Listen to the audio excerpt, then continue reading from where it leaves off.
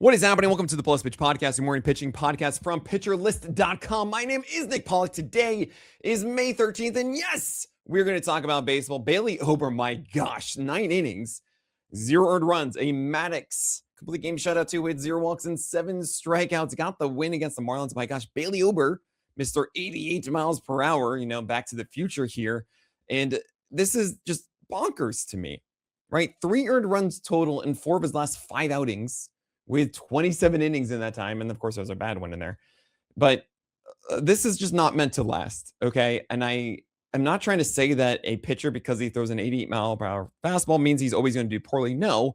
Bailey Ober, actually, we looked at the game card of this, which, by the way, if you didn't notice, inside the SP Roundups, I've added the Pitcher List Stats game card to the end of every Roundup blurb, so you can actually get a good visualization of this game very quickly. It's awesome. And Bailey Ober ranked really well, had good grades for his location here, good PLV because, again, location. So the stuff wasn't even terrible. It was like a B. It was above average stuff, which is like, wait, hold on a second. How? Well, because his changeup is really, really good. And the fastball, even though it's below average, then the PLV was above average, and he was executing a lot really well. And I'm not saying that he's destined to just be bad, but it's just not the kind of game that you want to play. You don't want to put yourself in a situation where the floor is so low, where we really haven't seen ceilings that are very high like this. I mean, come on. There's no way that anyone expected him to throw a Maddux in 2026. So I would be very cautious going after Bailey Ober right now. I'm not, of course, with Paul Skeens, who had a perfect game going, and then it just didn't happen in the 7th and whatever, fine. But 8 innings, 0 runs, 2 hits, 0 walks, and 10 strikeouts with 19 whiffs is awesome. It was rocky road. And I kind of was like going into this, okay, come on, this is the day, and felt really good through 6. So it goes. He is certainly Highlander right now, as there can only be one clear front runner, best pitcher in baseball, and that's Paul Skeens. Shane McClanahan against the Jays, 5 innings, 0 runs, 1 hit, 1 walk, and 7 strikeouts. Yes, he's not getting 6 innings, and for those in quality starts leagues, it's really frustrating. 80 pitches here, they're not really pushing him. However, I'm thinking of this like Drew Rasmussen. Over time, the Rays felt more comfortable throwing him longer. Also, they don't want to push Shane McClanahan for the entire season more than about 150 innings or so. So let's front load that a bit. And then by the summer, you probably will see those 5-6 inning games. You have Slice Coney against the Angels, 4 innings, 0 runs, 5 hits, 1 walk, and 7 Ks. He went 89 pitches here. And I do love that the cutter is at 89 miles per hour to match that pitch count. However, he was very inefficient with this. Well, at least inefficient at getting the strikeout, but not inefficient of eventually getting the strikeout, as he had 7 strikeouts in this one, and guys were fouling balls off. They weren't putting it in play, but that's why you have such a high pitch count in just 4 frames. He gets the Tigers next. I don't really think that Coney is the kind of guy I want to go for. I think the sporadic heaters are not really my kind of thing.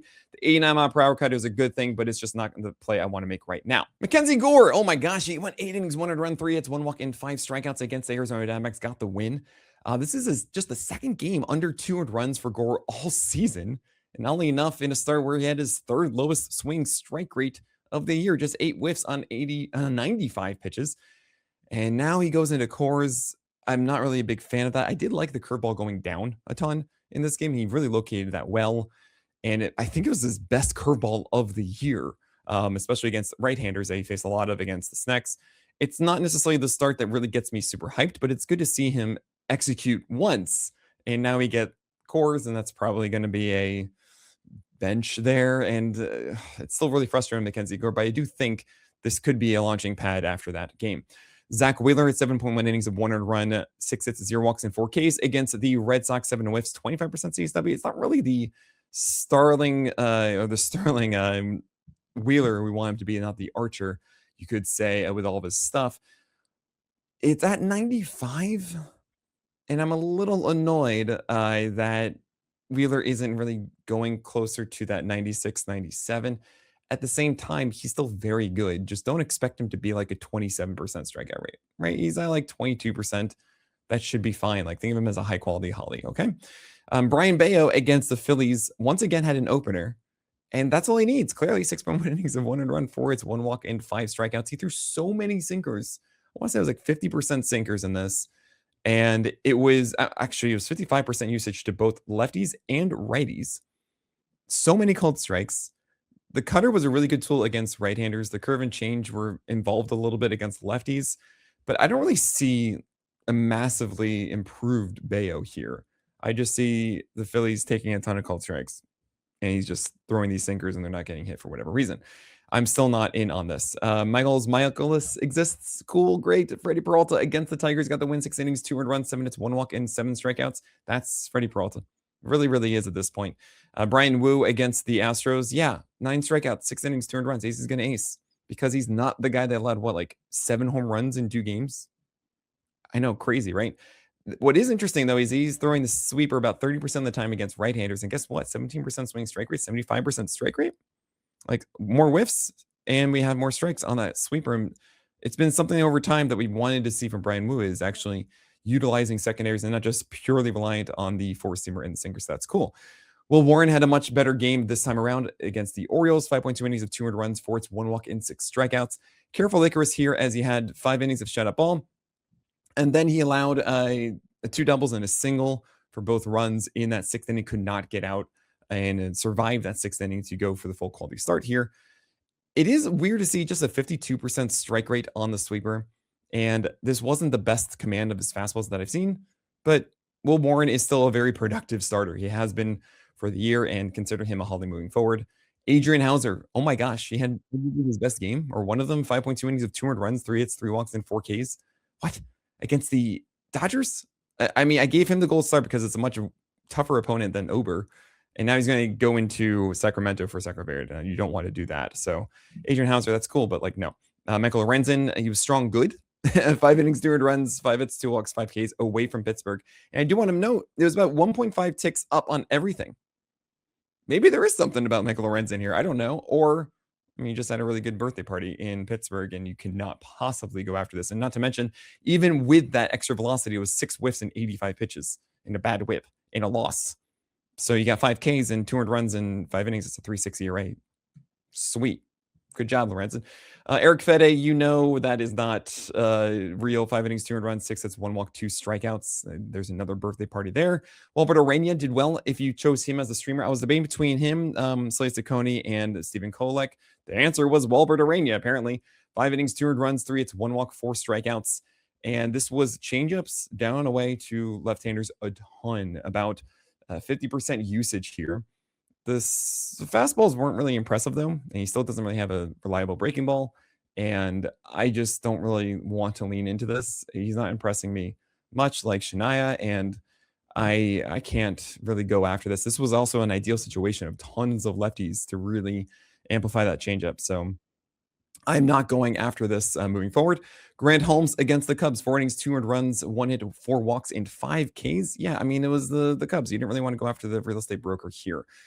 It is a Wasker rule. You don't want to break that, where it's just one good breaking ball and bad fastballs. Erie Perez had a very shocking start, a poor quality start here, 6 innings, 300 runs, but 3 hits, 3 walks, and 8 strikeouts. It's nice to see a good line, even though that is a bad ERA for Erie Perez. However, I still just don't like the command of this. I hate watching him pitch right now because it's like a fastball that can be like so fun. Like, oh man, you just blew by him. It was great. Only 10 whiffs. He actually introduced a sinker, though, and he's throwing that to right-handers. It's like the changeup. What do I mean? He's doing the right thing, throwing changeups against lefties and 2 strike counts, or trying to establish the sinker inside and with that good intent inside to right-handers, except that he missed the plate a ton, like too much. You know how I'm like, hey, aim those sinkers off the plate inside. That's cool, but you got to have 2 things. 1, you got to have better movement than you do on yours. And 2, you can't go off the plate like massively each time. He does not have good command. He cannot execute a game plan. And it's really, really unfortunate because Erie Perez has some of the best stuff in the game. You might not know that, but his four-seamer is just really amazing. But unlike Ryan Nelson, who can just attack the top of the zone and just live there and be okay, you don't really know where it's going to go with Erie Perez. It's going to be down the middle a ton. And then the secondaries are just also kind of down the middle. The whole thing's down the middle. It's really frustrating. So I'm not totally sold. However, it is the Rays and it is the Mets, and you're going to keep rolling with Erie Perez right now in purgatory.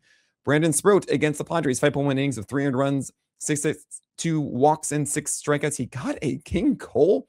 The game after he had such a bad cutter, it was a sub 40% strike rate on it. He now had a 48% CSW on it.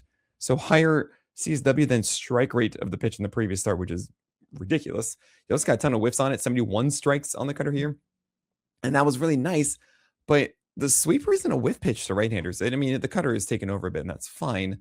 You also had to care for Licorice in this one, Brandon Sproat, as he went 5.1 innings, 3 runs, right? So that 6th inning, he allowed one solo shot, kind of ruined the whole outing because he didn't get through 6, because he doesn't do that often. He did it once at 6.2 innings, that was it. And then obviously the ERA is now hurt, and 8 base runners, and like you're still not quite there, right? So I feel like Brandon Sproat, he has the things, and I will say he is making adjustments. Like, it's not one of those guys like Ayuri, could you mention, where you watch him and it's just the same kind of thing. Like, nothing's improved. He's just trying to do the same thing over and over again, and it's not enough. Well, Brandon Sproat, it's like, cool, I didn't have my cutter in this one, but now I figured that one out. Okay, there's this. It's like a constant kitchen, as opposed to a dude just at a grill. It's like, this grill's great. You've got Andre Palante, by the way. Oh, sorry. So Brandon Sproat, I'm not going in on this right now. He does go against the Twins. It can be a little tempting after 15 whiffs and 38% CSW against the Padres, but it's just too questionable. So just all questionable. Sorry, Andre Palante, you shouldn't be going for. You got the win. Inside Rivera, that's cool. But no, you don't want to do 5 innings, 3 runs. You have Patrick Corbin going 4.1, which is unfortunate, with 10 base runners and 3 runs. Just 1 strikeout. How am I supposed to butter my bread with this? I had a terrible state of delirium because last night, I can't tell you guys enough, I was up to like 3:20 in the morning. I know that's ridiculous because of I saw Proof, by the way. Proof is amazing. If you haven't seen Proof, it's so good. But really, it's that my internal dashboard wasn't working, and I just tried to fix it until I finally was able to. Long story short, sorry for the bad joke. Jack Flaherty had 10 strikeouts in his previous start, and not in this one. 2 Ks and 3 walks, 3.2 innings, 300 runs, 6 hits. And if you remember that roundup, it was the Flaherty for the dramatic, or a Flaherty for the dramatic, and it was me outlining how put away rate and 2 strike rate are really good showcases of sustainability for strikeouts. If those are things that are matching the previous season, is there anything that is really pushing that further or not? And it wasn't. So we're like, yeah, that's not going to happen again. What do you know? There you go. I don't want to do that. Brady Singer against the Nationals, 3.2 innings of 300 runs, 6 hits, 1 walk, and 2 strikeouts. He has a 5.79 ERA and a 1.67 WHIP with just a 14% strikeout rate. Singer, my gosh, I wonder if the Reds don't really have any other options to go to at the moment. So I can't really imagine that he's going to get replaced, but man, it's something else. Jeffrey Springs, no sunshine and rainbows here. We haven't seen him have a good 4-seamer for a while, honestly, and we do not want to do anything with Springs. Yoshinobu Yamamoto, 6 innings, 5 runs, 6 hits, 0 walks, and 8 strikeouts.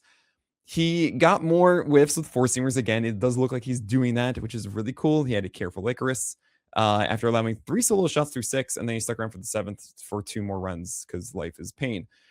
We just keep going with Yoshinobu Yamamoto. I know it's been 300 runs in each, at least 300 runs, I should say, in each of his last 4 starts.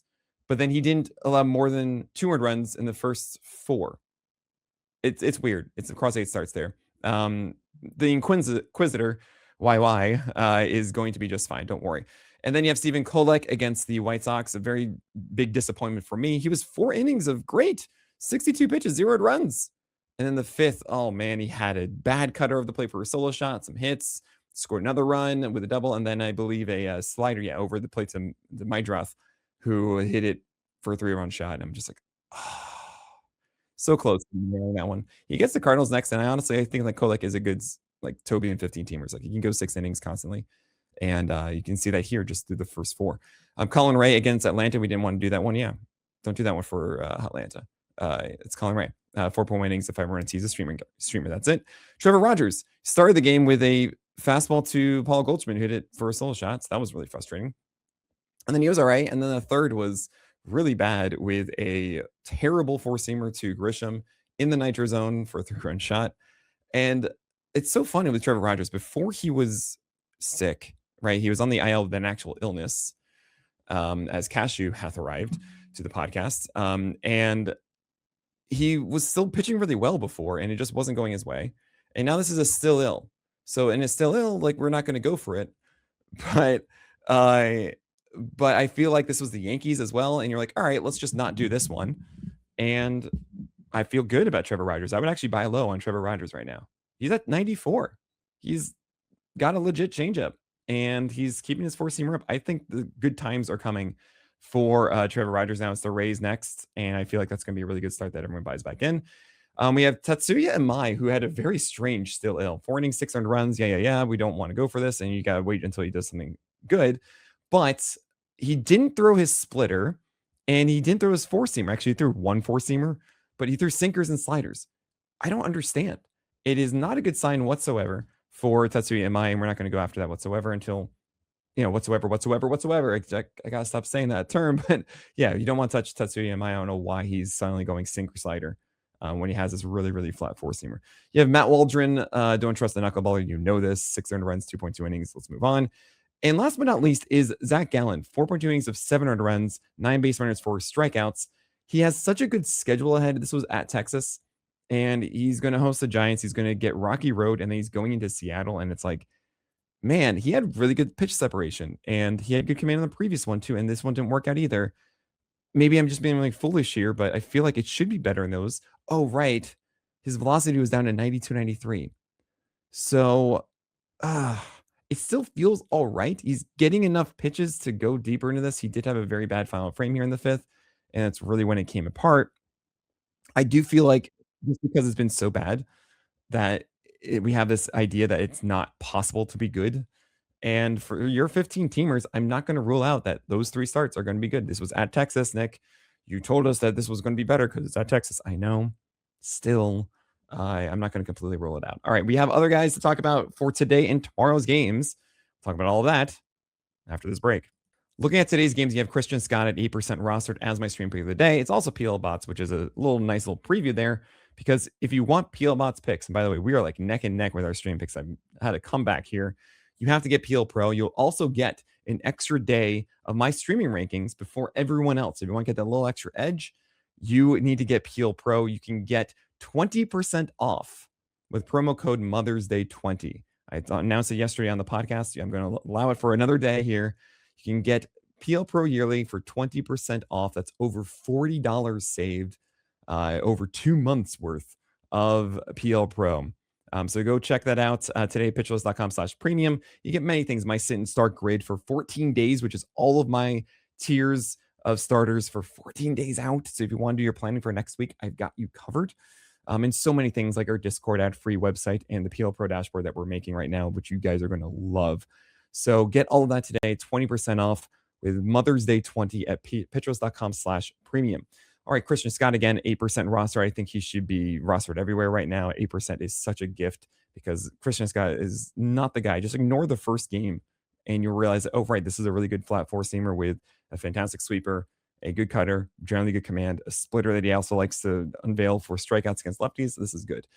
Be careful with Seth Lugo against the White Sox, 47% rostered, because his velocity is down on the curveball like massively. Last 2 starts, I still have him as a probable start because it's the White Sox. Still be careful there. And Noah Schultz against the Royals, he's 25% roster, but I think like it should be a bounce back. It's not going to be the same ceiling as other guys like Max Meyer or Ryan Nelson, Detmers, etc. But still, I think it's going to be worth your time. There's also JT Ginn as a consideration for a stream hosting the Cardinals in Sacramento Verde. He was good last time. He can throw strikes. He can get through it. I don't love it. I feel like I might even want him in do not start, but still, it could be something worthwhile if you're looking for it. And do not start Bryce Miller in this still ill today. Keep him on the IL. You don't need to make the move yet until you make a move on your wire. So just keep whoever you have on your roster for one more day. You can actually maybe make a move right now if you need to do it just before he gets activated in full so that you can still make that transaction. And then we're going to be likely good with Bryce Miller after that. I'm looking forward to tomorrow's games on Thursday. We have Connor Prelip, 8% rostered as well. I mean, again, like it is with Christian Scott, like, what are you guys doing? I know he hasn't gone more than 5 innings yet. Do you realize that he hasn't pitched in weather above 60 degrees yet? I think 3 of his 4 starts have been in the rain. And then guess what? Tomorrow's going to be like 62 degrees and light rain, apparently. I don't understand. Why does he get so unlucky with this? What I'm trying to get at, though, is Connor Prelip is actually, my comp is a better Reed Detmers, right? He hasn't quite gotten there yet because I don't think he's had an opportunity to really coast for a bit. And that is on its way. Trust me here. Connor Prelip is a guy you do not want to drop at the moment. Same with Robbie Snelling. He's only at 19% roster, which is actually really shocking considering that he was a big name and made his MLB debut last week. And I know it wasn't good, but guys, the pilot rule, right? Prospects initial line often terrible. I loved what I saw with Robbie Snelling. And I know two strikeouts just in the first, and then he had 5 walks total, et cetera, et cetera. But the stuff is so good. The arsenal is good. I think the command is way better in this MLB debut. And I see a really good starter here. I see a better starter than Max Meyer for the full year. I know, because I'm not a believer in Max Meyer's consistency. While Robbie Snelling has showcased it through the minors, that he is a consistent pitcher. He's a much better one than he was the first half of last year. Second half was much better with the same stuff that we see now. Like, I think Robbie Snelling is someone to really focus on right now. And then you have Carmen Mulzinski against Rocky Road. I don't love it because it's Mulzinski, but it is Rocky Road, who have been messing up some guys a little bit more than others. But fine. You can understand that. That is a decent stream there. Griffin Canning's only 6% roster, which I'm actually really shocked about considering how good he was in the first half last year. And I know it hasn't been the most impressive return. However, Canning's a better pitcher than he was last year, if you can believe it. And he's going to be in Milwaukee, which is a good place to pitch. So I actually like that with Griffin Canning. I think he's a good flyer to take right now. Mike Burrows and Kidder Montero round out the questionable start tier of streamers, 11% and 10% rostered, respectively. Mike Burrows is pitching better right now, and he also doesn't have command. Like, his stuff is better, but it's frustrating watching him pitch. So I'm like super conflicted of like, Burrows should be better than this as far as command goes. And his stuff is looking good. I like the slider. I like the changeup. Four-seamer's fine. It's up to you. I don't feel like I need to do that. Same with the Kidder Montero. If you're going for whip, he doesn't walk batters. And hopefully has a sub-9 hit per 9 in this one against the Mets. It is Citi Field. It is the Mets. Should be all right. But it's not really a high ceiling. That is it for today. Thank you all so much for supporting what we do. Truly, I cannot thank you guys enough for being part of the Pitcher List community and listening to these podcasts, supporting us, being vocal about it. It really means the world to me. And as we approach 2027, where there is a lot of haze about how we are going to get through what is going to be some sort of lockout, every amount of your support helps us get there and also create the things that you want. When I talked about the PL Pro dashboard before, we have so many plans for this over the next 3-5 years. And we can attack all of that even sooner with your support. I've kept PL Pro Lifetime open through Friday. All right. Then I'm going to be closing it indefinitely. So if you want to lock in, and you know that Pitcher List is going to be here for ages, if you want to lock in for 4 years, you will get it free after that. So make sure you do that today. It's the best way to support what we do and keep us around for the long haul. So thank you so much. My name is Nick Pollock, and may your BABIPs be low and your strikeouts high.